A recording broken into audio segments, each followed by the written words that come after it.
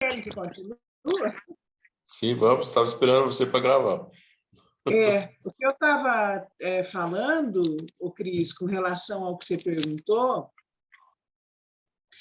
que nessas duas asas que a gente precisa desenvolver, né? A asa do conhecimento, do entendimento, e começar a sentir, que é a asa do sentimento, como é que a gente testa se a gente já está sentindo? É encarnando. Porque a hora que a gente encarna, a gente esquece tudo, a gente só vai fazer aquilo que a gente sente. Entendeu? Então, o nosso teste é a encarnação. E a própria encarnação, além de ser o teste para a gente ver se já sente aquilo que a gente aprendeu, ela também nos traz uma outra oportunidade, que é a dor para fazer a gente sentir mais fácil. Porque aquilo que doeu muito, você não esquece. Mas daí você não esquece, não é na cabeça, você não esquece, é no sentimento. O sentimento vem mais forte. Quando alguma coisa realmente te tocou lá no fundo, uma experiência te marcou, você tem aquele sentimento que é inato, ele brota e te faz agir de uma forma que está dentro daquilo que você aprendeu, porque você sentiu aquilo de verdade. E aí você pergunta, né, das religiões. E o texto fala que das religiões como sendo a missão das religiões como sendo lembrar a gente de todo esse lado espiritual que a gente esquece. Fazer a gente desenvolver aqui dentro essa certeza, porque é mais do que um conhecimento, é mais do que saber, mas é sentir. A gente tem que sentir que a vida da gente, de fato, não é aqui. Enquanto vocês estavam todo mundo falando, achei bonito assim, e foi me vindo na cabeça, na memória, uma explicação que eu escutei uma vez, dizendo que a vida do espírito é como se fosse um colar de pérolas, um colar de contas, aonde existe um fio mestre que liga cada uma das pérolas, e cada uma dessas pérolas como sendo as encarnações, a materialização que a gente tem a oportunidade de fazer para testar o nosso aprendizado, para aprender mais. Mas a nossa vida, de fato, é aquele fio que passa dentro das pérolas. É uma continuidade, né? Uma continuidade, e a gente só tem essa sensação e vê isso quando a gente está no mundo espiritual. Aqui a gente não tem essa sensação. A gente se apega na pérola, mas a pérola é só uma experiência, é só uma roupagem. A vida, de fato, está naquele fio que continua. E a gente, lá, quando a gente está no mundo espiritual, que aqui fala, ele é real, é o mundo verdadeiro. Porque ele tem uma continuidade que tem um começo, meio e destino. Não um fim, porque a gente tem um destino. Esse fio ele está indo para algum lugar. E quando a gente está no mundo espiritual, a gente tem essa capacidade de compreender isso, que aqui a gente não consegue enxergar. Aqui são as provas, né? E os testes. A gente vai tendo a prova como oportunidade de aprender sentindo, de fato, e o teste para ver se a gente realmente incorporou aquele conhecimento, mas no coração, não na mente. Não sei, é assim que eu consegui compreender a mensagem toda, e achei bonito quando ele fala que se a gente... Porque tanto o Espiritismo está trazendo isso de um modo muito claro, mas outras filosofias também, porque Deus não privilegia nenhuma das vertentes, nenhuma das correntes, né? Deus lança a chuva para todos, para molhar todos os torrões de terra. E então ele não tem uma preferência pelo espiritismo, ainda que a gente encontre no espiritismo mais clareza, mas ele não tem essa preferência, ele lança a chuva para todo mundo.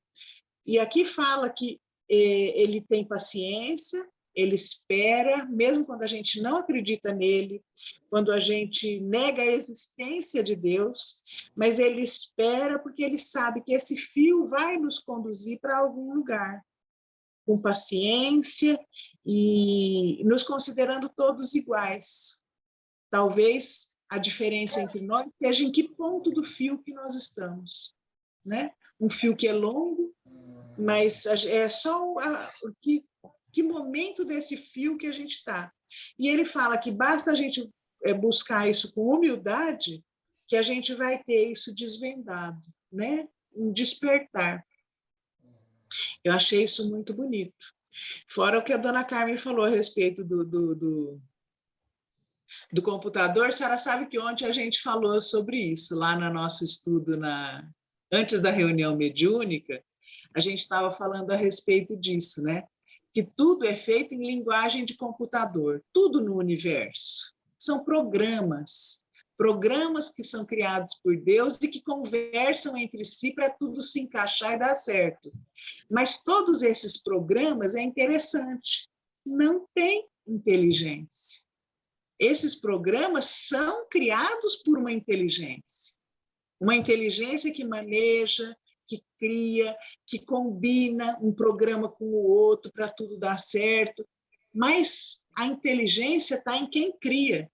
E, de certa forma, é isso que Deus dá para nós, a possibilidade de desenvolver isso que não está nos programas. A gente ser capaz de programar, né? Aí entra a nossa cocriação, a capacidade que a gente vai desenvolver, porque a gente ainda é muito pequeno para isso, mas nós temos esse potencial de desenvolver a capacidade de programar sistemas que vão funcionar de acordo com a capacidade que a gente der para eles. Eles têm uma capacidade, uma inteligência para funcionar, mas a inteligência da criação não. E isso é muito bonito, né? Isso é uma coisa linda. E fala também para a gente a respeito do alicerce da nossa fé, da confiança que a gente tem nas linhas da fraternidade, essa fraternidade em que todos somos iguais. Ele cita isso mais de uma vez aqui, falando o quanto que para Deus nós somos iguais. E que tudo isso que a gente tem são atributos do espírito, não são atributos da matéria. A matéria é só um meio de. É como se fosse assim, para que serve a roupa? Eu não saio pelada, mas ela não é a finalidade de onde eu vou, né? A roupa é só um meio de eu não sair pelada. Então, a encarnação é uma oportunidade, apenas. Mas ela não é a finalidade em si. É isso que eu consegui compreender. Acho que é isso, gente. O Cris, não sei se ficou... Não, ficou sim, entendi. Muito bom. E até aproveitando a fala da Sandra, né, sobre a inteligência e a tecnologia, né, que evolui muito, né? Que olha só, né, a inteligência humana permite desenvolver a inteligência artificial que está ao redor de nós, se nos envolve o tempo todo, né? Mas aí, até no que nós estamos falando do que nós carregamos para a etapa seguinte da nossa existência, a inteligência artificial, ela carrega os vícios da inteligência humana. Uhum. E se vocês tiverem interesse até de ver algo a respeito, né, que trata muito bem desse... Ih, caiu de novo? Ah, não. Peraí. Só um minutinho. Fechou minha tela. Que trata muito bem dessa questão, né? Tem um filme no Netflix que é Code Geass. Vocês já assistiram? E ele fala exatamente isso, dos lados positivos da inteligência artificial e dos pontos negativos. Por exemplo, o programa ele está definido para excluir determinadas categorias de pessoas em determinadas oportunidades. Então, ele já filtra ali. E um dos exemplos que eles usam, por exemplo, são os negros. Se a pessoa já se classificou como negro, ele já é excluído de oportunidades. E é até interessante nesse filme, que vocês podem ver, que tem um professor renomado e muito competente e reconhecido internacionalmente, né? E o programa da inteligência artificial determinou a sua demissão. Por quê? Porque ele era negro. Entre outras situações que tem, né, que faça isso. Ou seja, a inteligência humana, ela carrega vários pontos positivos e vários pontos negativos. E passando isso para a inteligência artificial, que faz parte desse processo de evolução humana, que são aquelas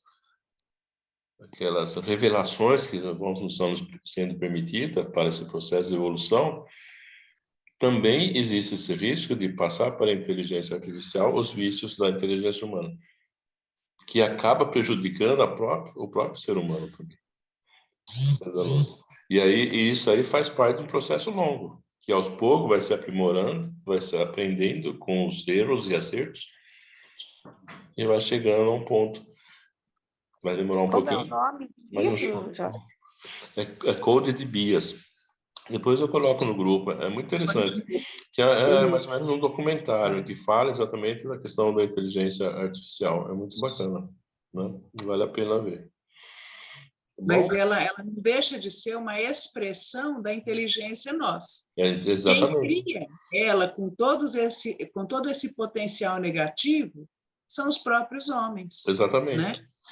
Exatamente. Ou seja, que ela vai funcionando automaticamente e fazendo mal. É que tem um livro, né, que fala sobre o nome do livro é A Falsa Medida do Homem, né? De Stephen, agora não lembro, de Steve de Gold. E nesse livro ele fala exatamente a questão do cientista que, a partir de uma ideia preconcebida, ele quer fazer prevalecer o que ele acha, e não o que os testes, os resultados e estudos demonstram. Então, ele faz um trabalho nos experimentos da ciência para que o que ele acha que deve ser prevaleça, e não o que deveria ser.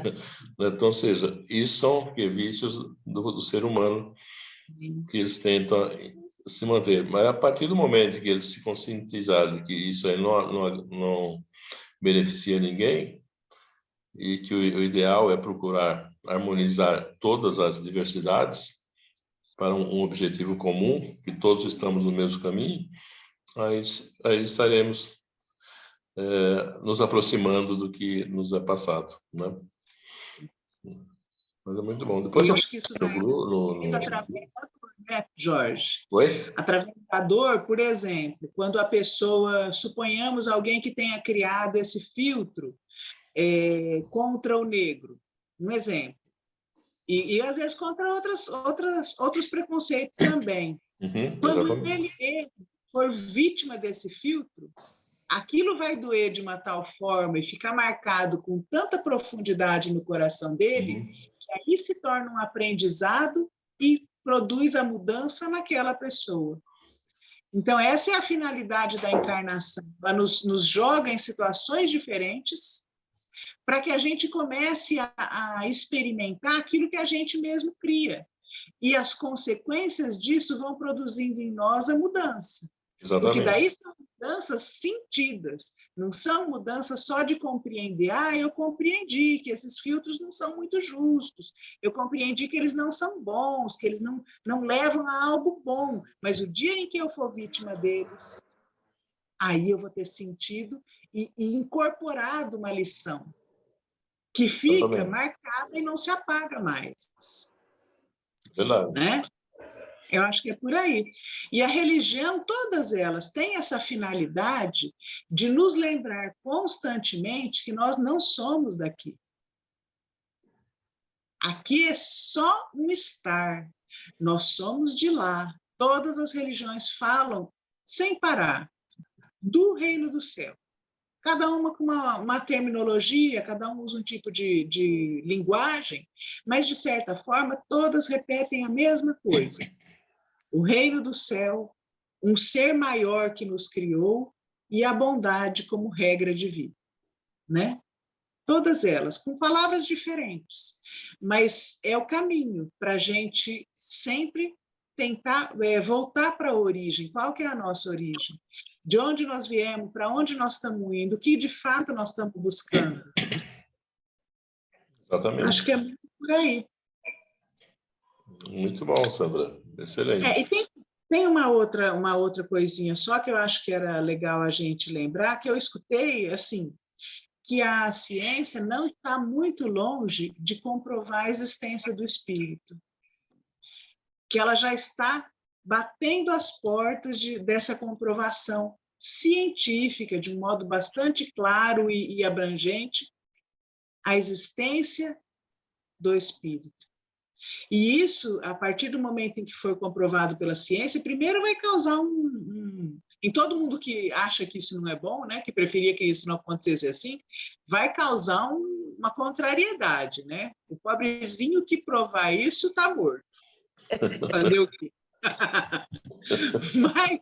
Mas depois, com o tempo, isso vai abrir para a gente raciocínios novos, um desenvolvimento maior da sociedade, né? Com bases novas, porque às vezes a gente não evolui porque a gente está pisando em bases erradas. Então, a gente está sempre preso em algo que é um foco material, foco no hoje, foco no agora, no que está me acontecendo nesse momento. E a gente não consegue sair dessa prisão, que é uma prisão, de certa forma, egoísta. É um olhar só porque eu estou passando nesse momento, mas não consigo enxergar para onde eu estou indo. Então, não me abre as possibilidades de crescer. Não sei, acho que é por aí. Muito bom, é isso aí. Então, vamos para as Sandra, como é que a divulgações? gente acha vocês no YouTube? Eu vou contar para vocês. Ó. A gente abriu o canal, foi ontem ou anteontem. Então, assim, recentíssimo. Vocês, por favor, entrem, se inscrevam, tá? Porque lá vai ter uma palestra só. É a palestra que o Ricardo Cacheta fez na terça-feira, falando sobre as Guerras Santas. Um show de palestra. Não deixem de assistir. A gente, não foi nem eu que fiz, quem está fazendo tudo isso é o Fernando. Ele fez uma separação só da oração final dele, então ele colocou um vídeo com a palestra inteira, integral, e uma separação final com alguns minutinhos, que a oração que ele termina a palestra. Então, eu vou colocar no grupo aqui para vocês, é que não deu tempo, eu vou colocar no grupo o link para vocês entrarem no canal e encontrar isso, e depois a gente tendo esse link, conforme o Jorge também for colocando todas as nossas reuniões, a gente vai ter acesso a tudo isso, né? De um jeito fácil, tá bom? Tá certo. Mas eu achei que vai ser um caminho legal para a gente guardar o que a gente está fazendo, né? E poder rever, né? Poder voltar aos raciocínios, conclusões, tá? E aí vocês ajudam a divulgar também, tá bom? Sim, sim. Tá bom. Sim, claro. Vamos para as vibrações. Ô, Rogério, dá 7 minutos, você acha que dá? Tá, eu acho que dá, Jorge. Tá, então Acho que tudo dá para a bem. gente fazer, né? Então vamos lá, deixa eu só pausar aqui.